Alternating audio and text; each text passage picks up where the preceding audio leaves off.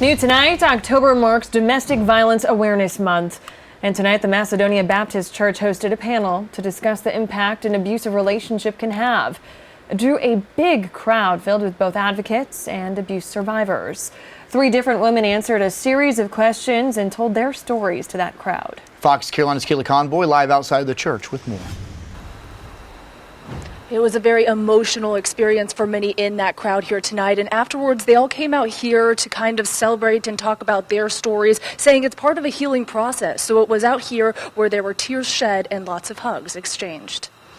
These 3 ladies each have a different story, filled with pain and fear, and hearing them open up about it inspired those in the pews. I wound up with my face disfigured, and I have to look at it every day.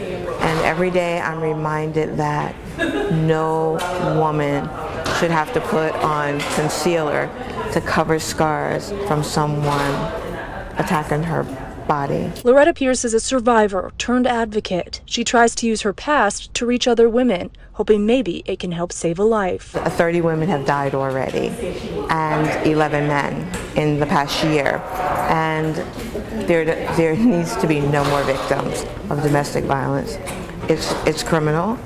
It's painful. It affects too many families. Those shocking numbers bring South Carolina in as the 5th worst state in the country for domestic violence. Loretta says she knows firsthand the shock that comes with it, saying she was almost murdered by an ex. He came at me with a knife in several areas of my body, but this part here, there was no knife. It was ripped out with his bare hands. She says one of the toughest things to get over is knowing that at the end of the day, most of the time victims like her are still in love with their abusers, making it hard to report. There's a thin line between love and hate. We all know that. So you can go in with love and then fear.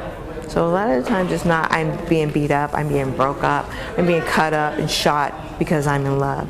Most of the time, there's a fear attached. Spreading words of encouragement is now her life mission. She travels the world doing it. And not just here, but all over the world, women have subjected themselves to the hands of husbands and boyfriends, and it's rewarding to, I call it free the slave, see women get out.